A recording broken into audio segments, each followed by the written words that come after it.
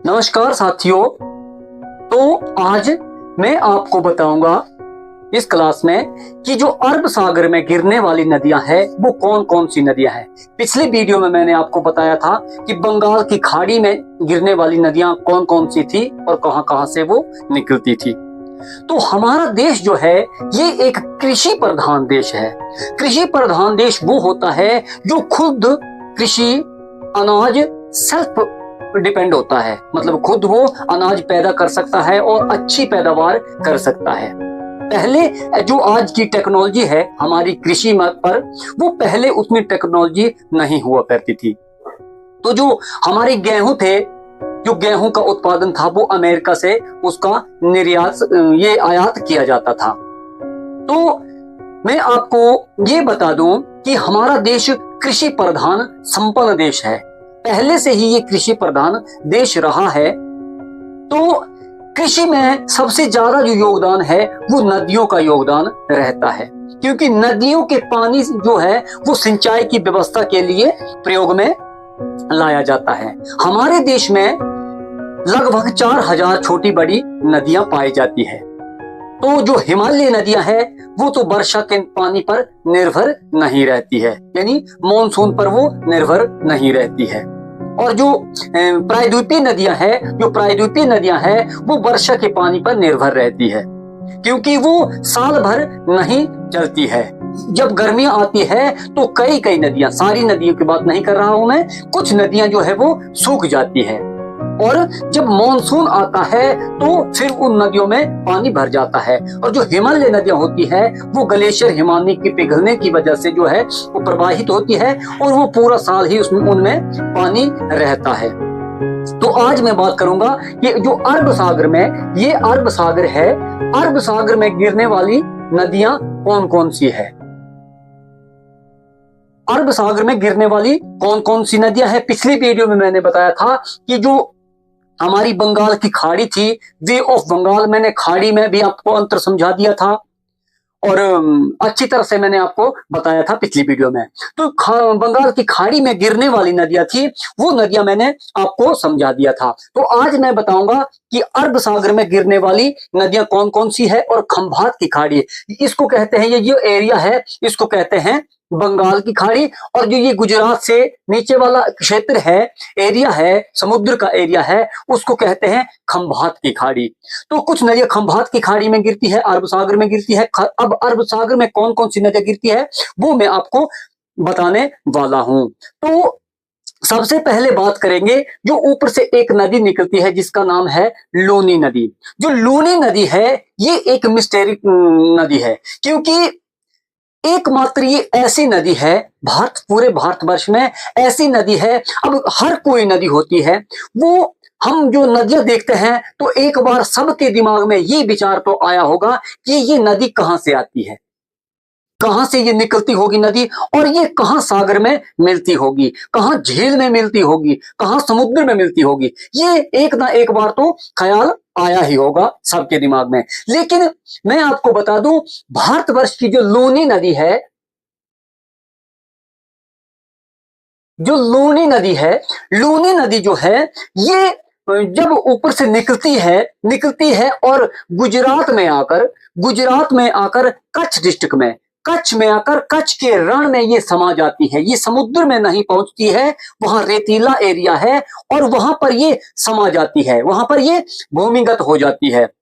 इसका रीजन ये है कि ये जो एरिया है यहाँ पर रेतीला एरिया है, ये आगे प्रवाहित नहीं होती है। और ये एकमात्र ऐसी नदी है जो कि मतलब समुद्र में नहीं जाती है और कच्छ के रण में ही खत्म हो जाती है लूनी नदी।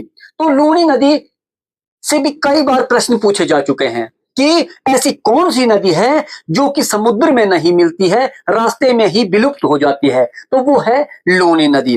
अब लूनी नदी से आगे बढ़ते हैं तो नदी आती है साबरमती। जो साबरमती नदी है वो भी ऊपर निकलती है, साबरमती नदी, और आकर ये समुद्र में मिल जाती है, जिसे साबरमती कहते हैं।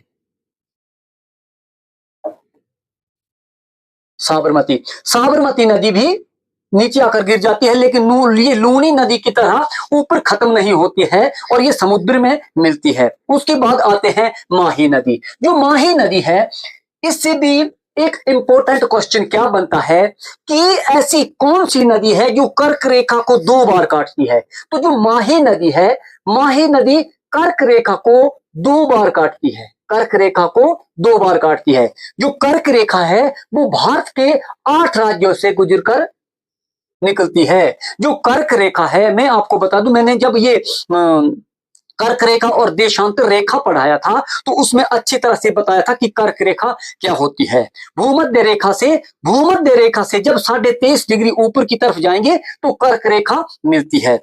ये रेखाएं काल्पनिक होती है, लेकिन अपनी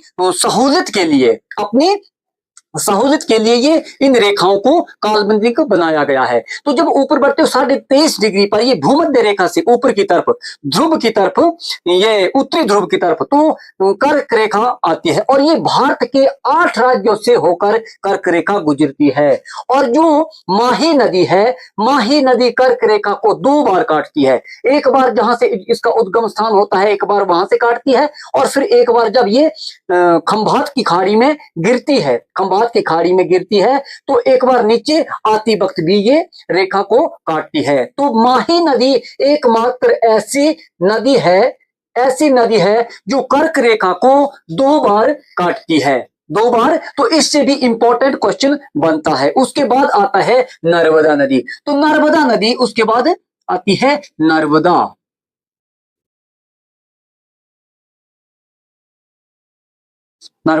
फिर आती है नर्मदा नदी। तो नर्मदा नदी आकर अरब सागर में मिलती है। जो आज अरब सागर में मिलने वाली नदियां हैं, उनके बारे में मैं आपको डिटेल से बताऊंगा। अलग से मैं एक एक नदी पे एक एक वीडियो अलग से बनाऊंगा, तो उसमें हर एक नदी को डिटेल से उनकी जानकारी आपको दूंगा। तो जब ये नर्मदा नदी यहां मिलती है, वहां से जब आगे बढ़ेंगे, नीचे की तरफ बढ़ेंगे हम लोग, तो नीचे वहां पर हमें एक और नदी मिलती है जिसका नाम है ताप्ती नदी।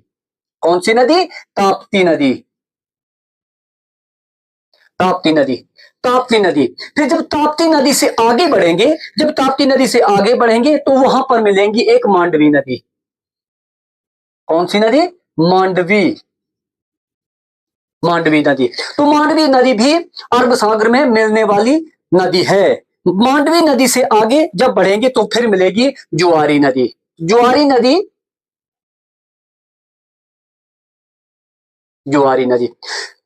नदी भी अरब सागर में मिलने वाली नदी है। जब जुआरी नदी से आगे बढ़ेंगे तो वहां पर एक नदी मिलेगी शरावरी। जो नदी है, ये भी अरब सागर में मिलने वाली नदी है। शरावरी भी अरब सागर में मिलने वाली नदी है। शरावरी से जब आगे बढ़ेंगे तो फिर मिलेगी गंगा वैली। कौन सी नदी?